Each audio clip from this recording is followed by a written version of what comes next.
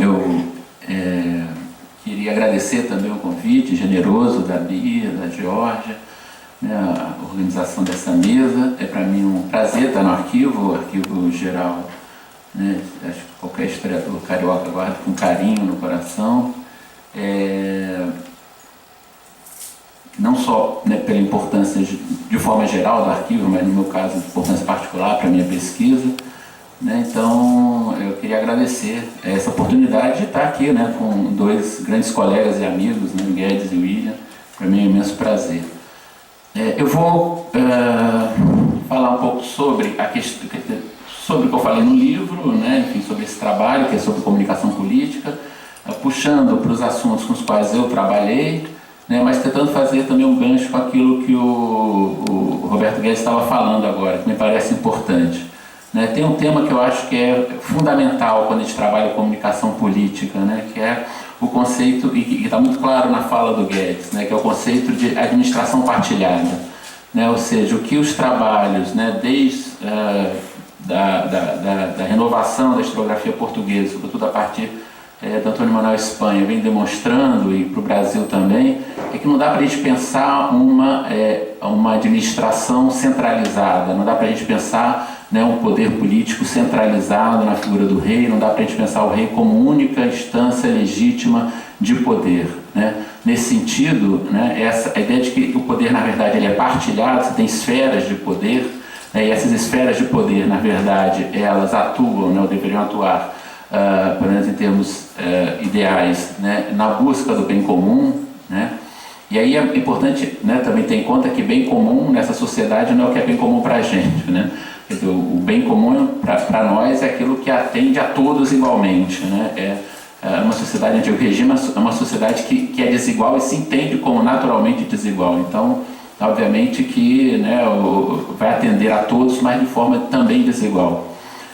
Mas, enfim, de qualquer forma, é a ideia da administração do bem comum. E essa administração é partilhada pelos poderes, né? Partilhada pela Câmara, é partilhada pelo governador como representante do rei, é partilhada pelo próprio rei, né? Então, essa ideia de uma partilha do poder ela é fundamental. Vejam que, por exemplo, em Portugal, onde, como o Guedes me chamou a atenção, como em qualquer lugar, né, a Câmara tinha a responsabilidade do abastecimento, né, você tinha um problema frequente, né, de carência de alimentos, sobretudo carência do trigo. Né? O trigo era um alimento europeu fundamental até pelo menos o século XVIII, né, quando você tem a batata, o milho, quando você está entrando, né? Eu costumo dizer que a América salvou a fome da Europa, né? Ou a Europa da fome, melhor dizendo, né? Porque foram de fato esses produtos americanos, né, americanos daqui, do nosso continente, que salvaram, né, os europeus da fome. Mas como Portugal não tinha uma produção geralmente suficiente de trigo, era necessário importar trigo. Então as câmaras pediam ao rei, o rei fazia, né, comandava, digamos, gestionava essa importação. Então eram as diversas esferas trabalhando de forma conjunta, né, pelo bem comum. Né? Da mesma forma, me parece a questão do terreiro público, né? Quer dizer, teoricamente, pelo menos, você tem aí tanto a coroa quanto a Câmara atuando, né? A coroa representada pelo governador, né? E a Câmara atuando conjuntamente pelo bem comum. Agora, o que é o bem comum? Né? A questão envolve outros fatores, como eu acho que, né, a questão do tráfico aí é fundamental, né? Porque atende, enfim, né, é um conjunto de interesses muito complexos. Né? Então, eu trabalhei em dois capítulos nesse livro, né? Um sobre fiscalidade e outro sobre economia.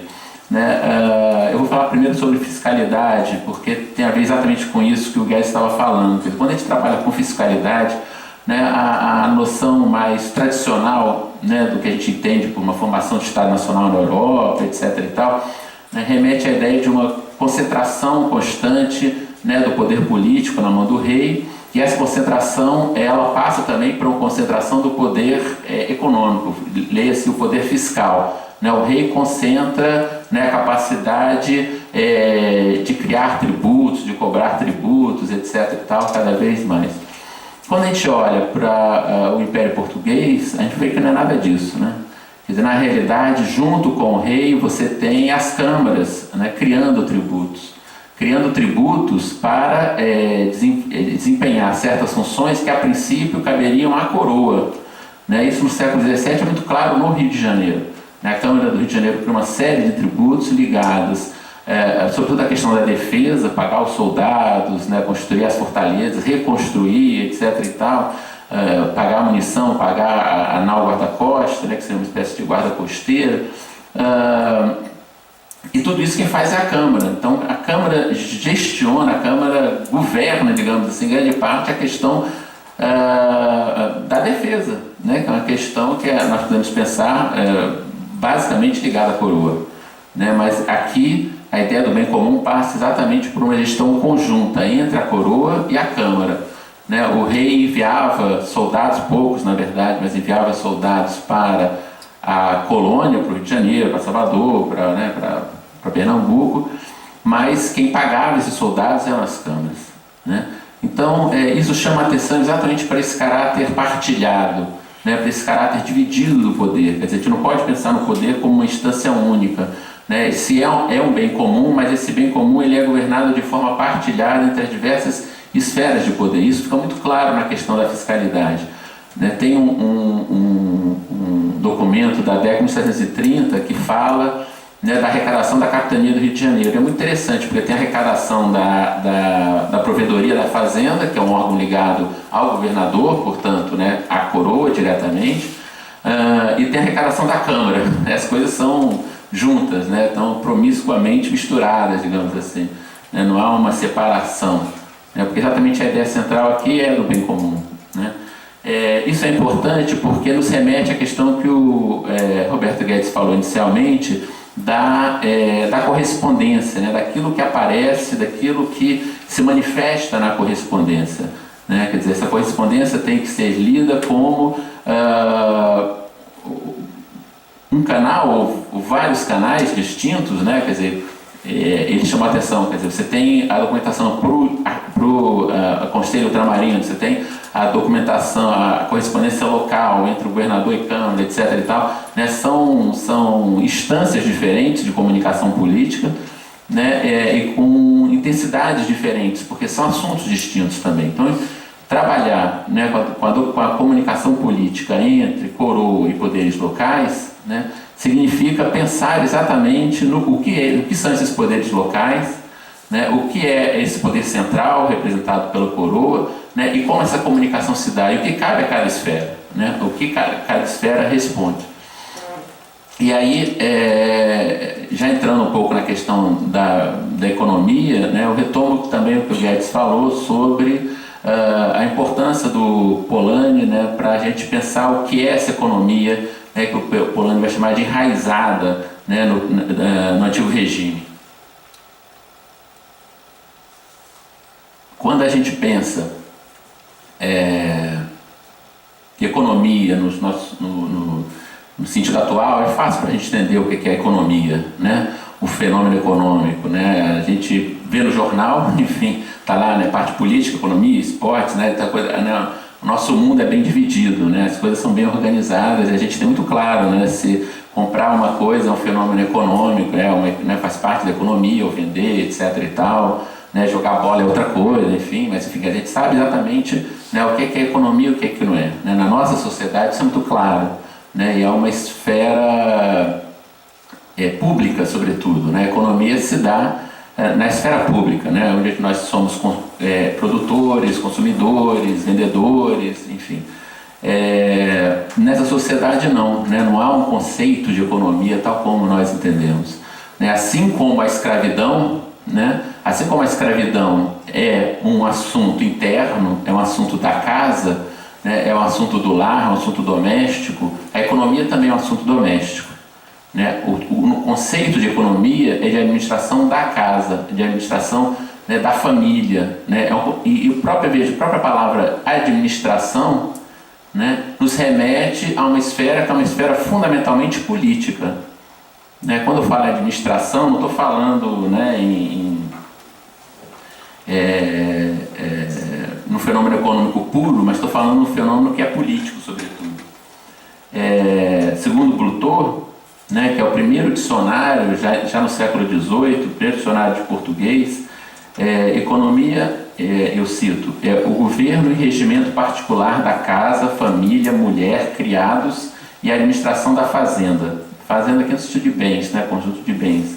Né? Ou seja, é ligada à esfera familiar, né? E é ligada à esfera política, fundamentalmente. Né? Então, o conceito de economia está ligado a essa noção. Né? Não tem a ver diretamente com o que a gente pensa do que seria economia no sentido atual, né? De algo que é separado. Né? Polanyi chama a nossa atenção para o fato de que a economia, de fato, ela rege a nossa sociedade. Né? Quer dizer, os fenômenos econômicos regem a nossa vida, regem as nossas escolhas, regem até, muitas vezes, os nossos sentimentos. Né? Nessas sociedades, não, a economia está enraizada, é um termo que a gente traduz do português, né? Mas seria muito mais no sentido de misturada, né? Entremeada, né? no conjunto social. Eu acho que entremeada talvez é a palavra mais adequada para a gente entender esse fenômeno econômico. Né? E aí, sem dúvida, a escravidão participa também disso, quer dizer, porque a escravidão ela é, ao mesmo tempo, um fenômeno econômico óbvio, né? O escravo, numa sociedade escravista, é o produtor por excelência, né? Mas ela não pode ser entendida só como um fenômeno econômico.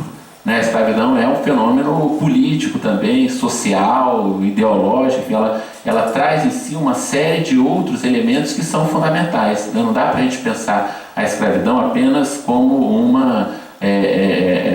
não é a mesma coisa, né? Enfim, do que você ter operários numa fábrica, que também, enfim, existe, né? um trato pessoal, etc. e tal, mas de qualquer forma é algo muito distinto, né? Porque significa uma relação pessoal entre o proprietário e o escravo, né? Uma relação entre dois seres humanos. Essa humanidade do escravo, por mais que seja muitas vezes negada na documentação, né? Mas ela é conhecida e reconhecida pelo Senhor, porque se não for assim, de fato, a escravidão não consegue subsistir. Então, pensar, e isso é um fenômeno econômico também, né? Estamos falando de escravidão, estamos falando da relação entre seres humanos, estamos falando de economia, né? Enfim, numa sociedade escravista, né? O escravo é o agente econômico básico nessa sociedade, né? Então, eu estou chamando a atenção disso exatamente para mostrar como, né, não dá para falar em economia como algo à parte, como algo distinto, como algo separado nessa sociedade. Né? O Polanyi vai demonstrar no seu grande trabalho, a grande transformação, né, que na realidade o surgimento dessa economia desenraizada, dessa economia autônoma, mais do que autônoma, dessa economia que manda na sociedade, né, é um fenômeno histórico, né, e é algo produzido historicamente, né, ao longo do final do século XVIII e no início do século XIX. Né? Portanto, não é algo natural, não é algo inerente ao ser humano. Né? Então, foi retornando, né, à sociedade de antigo regime, a gente pode pensar esse caráter enraizado da economia, né, e as consequências que isso vai ter tanto na administração da própria economia como nessa comunicação política, né, nessa comunicação entre as diversas esferas de poder. Né. O Polanyi tem um trabalho muito interessante que ele fala sobre a economia em Aristóteles. Né. Aristóteles descobre a economia e é muito bacana, né, porque ele vai destrinchar o pensamento de Aristóteles. Né? Aristóteles vive num momento histórico específico no qual o mercado em Atenas, né, o mercado mesmo, né, econômico, está se formando, portanto, os fenômenos econômicos estão surgindo, né, estão se tornando mais claros, né, compra e venda, não sei o quê, e ele começa a pensar nisso, né, começa a pensar nesses fenômenos, porque a grande questão de Aristóteles é de fato a questão política, de como esses fenômenos econômicos interferem na política. Né? E Aristóteles ele é fundamental porque ele vai ser a base da filosofia medieval, vai ser a base da segunda escolástica, né, que é o pensamento que predomina em Portugal, no Império Português, durante todo o antigo regime. Né? O elemento central da análise aristotélica, segundo Polanyi, né, é a relação entre a economia e a sociedade como um todo. Né? Para ele, Aristóteles, o mundo estava finalisticamente organizado. Né? E essa visão, claro, vai ser perfeita né, para a Igreja Católica, né, que vai adotar essa perspectiva, só que de uma perspectiva teocrática, né, religiosa. Cada coisa e pessoa continha uma inscrição que definia seu lugar no mundo e condicionava também seu futuro desenvolvimento, né? E a noção de bem comum nasce exatamente dessa perspectiva, quer dizer, cada um tem o seu lugar, o escravo tem o senhor tem o seu, né, o rei tem o seu, etc. e tal, né? E o bem comum é o bem que atende a todos, mas cada um na sua posição, né? Cada um no seu lugar devido. No que se refere à comunidade humana, tal noção implicava que seus membros possuíam posições naturalmente desiguais. Sua noção de economia derivava desse quadro. A inserção dos indivíduos nas diversas atividades econômicas dependia da necessidade de manutenção da comunidade.